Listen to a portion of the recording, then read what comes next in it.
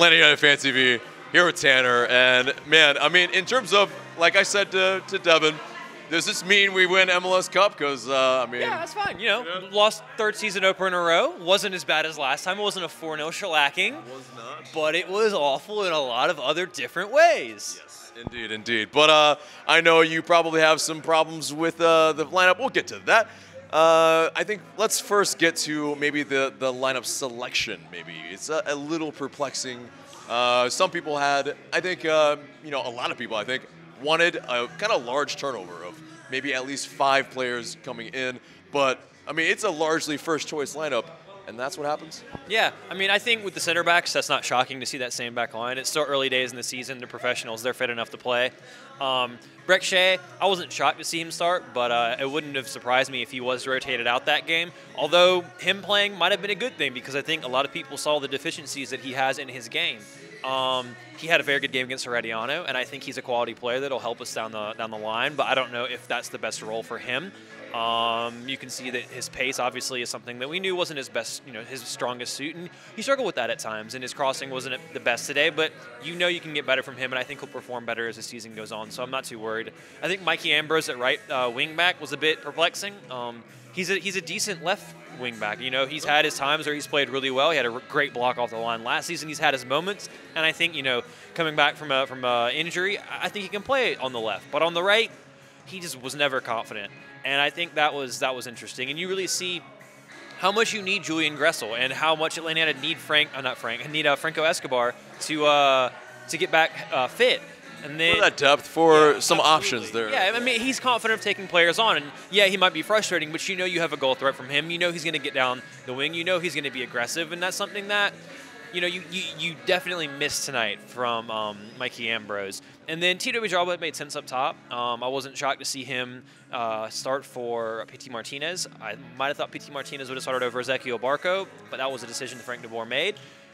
I thought Tito Villalba would have a decent game, but he struggled with the two chances he really had, and he had a decent shot, but he fell over himself, and he just looked maybe a bit too keyed up or something. I don't know. First game of the season for him, and at the same time, it's the first game of the season in general. So I think that there's a long way to go. You could see points in time where the team had some decent moments, but there's still a lot of work to be done. Yeah. And in terms of DC's chances, I mean, they weren't actually incredible. It was mostly savable.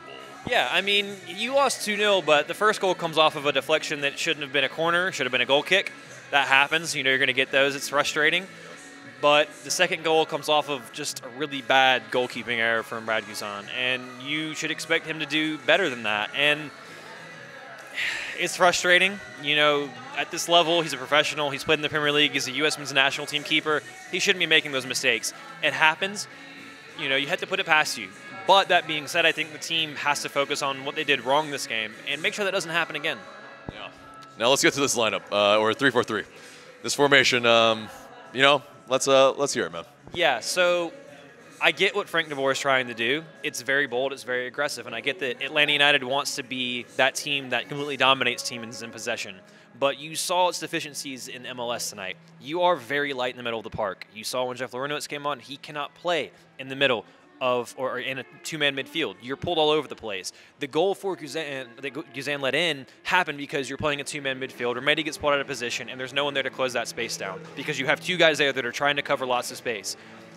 The 3-5-2 works because you can have someone sitting there, and then he gets that ball, and then you have Larentowicz closing him down, and you still have Nagbe on the other side. You also have more options when you're trying to play out of the back, and you're trying to break quickly because you have a midfielder going down the left, going down the right, you have wide players, and you can have someone in the middle. You can also have someone functioning in a number 10 role, and that was something that we were really crying out for tonight because the space was there, and different players tried going in there, but it was never able to have that play that you would expect. And in a tiki-taka type system, when you're wanting to play this quick possession play, this quick passing, which, again, you could see points in time where it was working. You could see them playing balls through the lines, and it was good. But it always seemed like we didn't have enough numbers in the middle of the park. And when you're relying on your wide players, when you're playing with only two guys in the middle, you have to have them produce. And you didn't get that from Mikey Ambrose. You didn't get that from Brek Shea.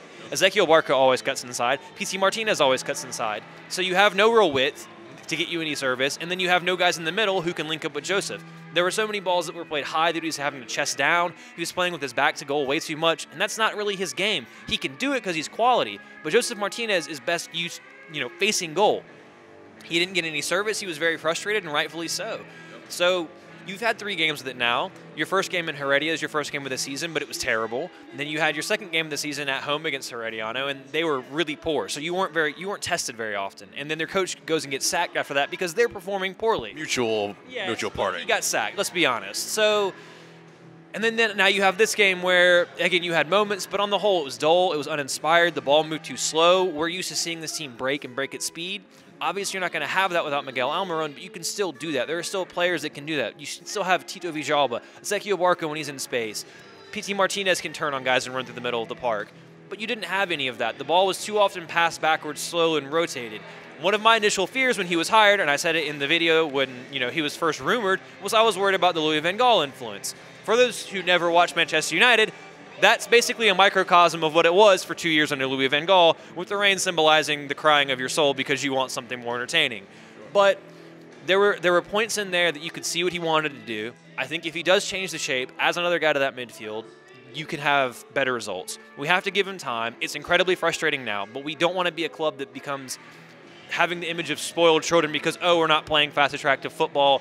We've only had 3 games. Now we want to sack our manager. We have to back him. We have to give him some time. I think the system will take time, but if we haven't seen improvements in a few games, or a few months rather, then we can start really asking those questions. But for now, I think we have to be patient. As frustrating as it is, we have to be patient. We have to let him work. We have to see what he can do at this squad.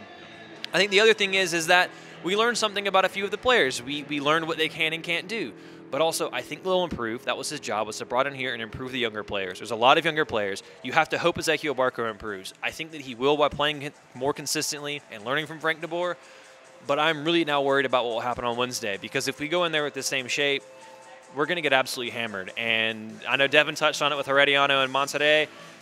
It's apples and oranges. If you go down there and get hammered, you're not going to come back to the bins. As good as it is, they're a professional team. They're going to pick you off on the break. They will get an away goal, and you're not going to be able to come back from that. So Frank de Boer has some big questions he'll have to answer, and we'll see what happens on Wednesday. Now, in terms of our Newcastle friends that have tuned in and have been accustomed to this channel, they were like, "Oh, we're excited for this first match. I can't wait to watch Atlanta United."